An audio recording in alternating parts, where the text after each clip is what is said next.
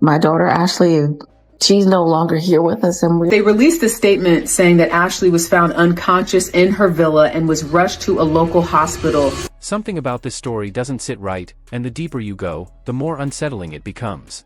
Because just days before everything went wrong, Ashlee Jenae looked like she was living a dream. A luxury getaway. A birthday celebration. A surprise proposal. The kind of moment people imagine for years. She was smiling. Glowing. Sharing it all with the world in real time. But then, in less than a week, that dream turned into a mystery that still hasn't been fully explained. And now, people everywhere are asking the same question. What really happened in Zanzibar? It all started as something beautiful. Ashlee Jenae had traveled to Tanzania with her fiancé, Joe McCann, to celebrate her 31st birthday. From the outside, everything looked perfect. Photos showed her surrounded by nature, walking near wildlife, laughing, enjoying every second. And then came the moment that changed everything. My money is still on the husband, and not because he's white, but because this was her birthday trip. We're not too sure what happened. That's what we're trying to find out. I got 2 emails today from... Joe got down on one knee. Right there, in one of the most breathtaking settings imaginable. And she said yes.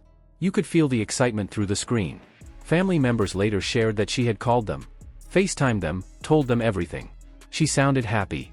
Excited. Like she was stepping into a new chapter of her life. And that's what makes what happened next so hard to process. Because just days later, everything shifted. According to reports, there was an argument between Ashlee and Joe during the trip. A serious one.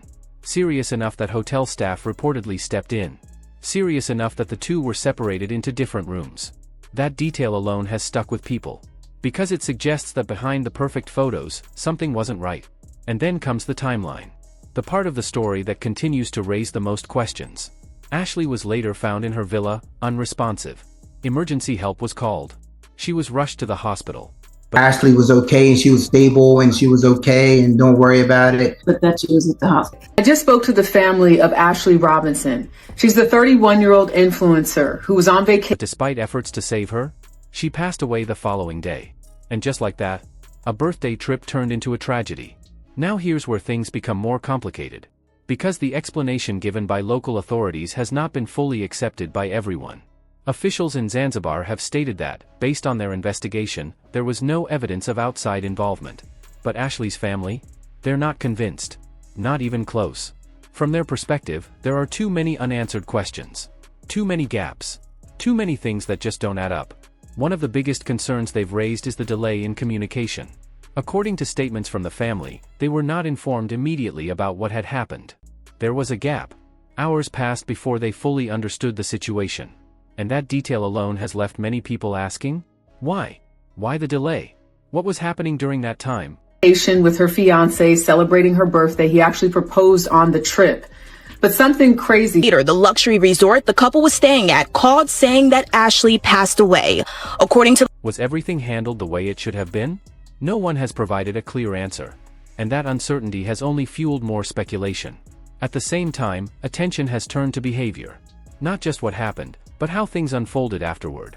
Some observers have pointed out that Joe appeared to remain active online shortly after the incident. Posting. Engaging. Continuing as if things were normal. Now, to be fair, people process situations differently. There's no single way someone is supposed to react to trauma. But for many watching from the outside, it felt unusual. And that feeling? That something is off. Keeps coming up again and again. And that's very odd. 11 hours later, 11 hours. something had Told me that Ashlee did something to herself and that she was being taken to the hospital. Happened. She was having a good time. Her family said she was very excited to be there. Shared. Then there are the details that haven't been fully clarified. Mentions of physical evidence. Questions about the scene. Discussions about whether everything aligns with the official explanation. None of these points have been conclusively proven in public reports. But they're being talked about, analyzed, revisited. And the more people look at them, the more questions seem to appear.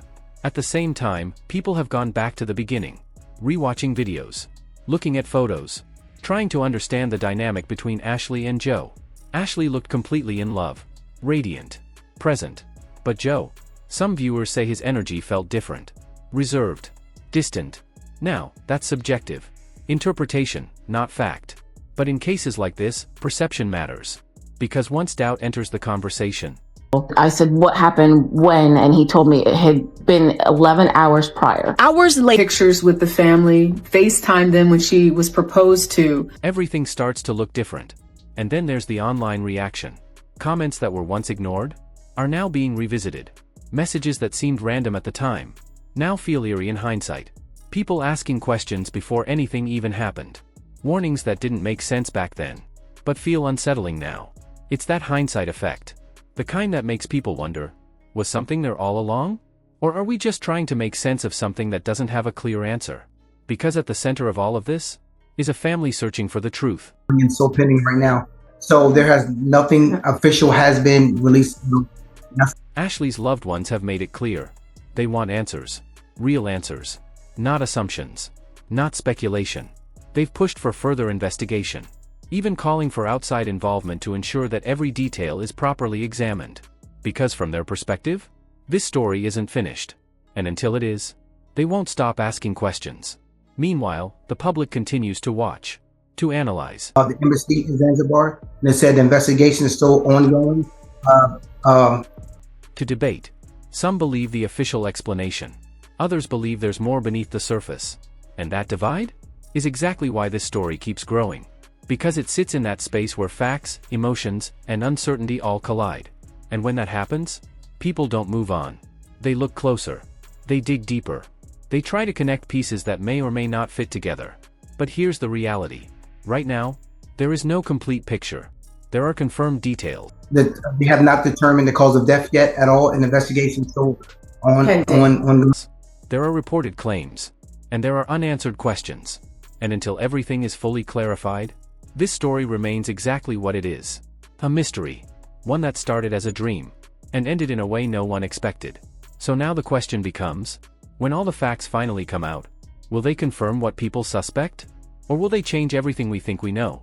Because one thing is certain. The truth hasn't fully surfaced yet. And until it does, this story isn't over.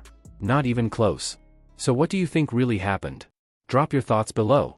And if you want more deep, real stories like this, stay tuned. Because this one is still unfolding.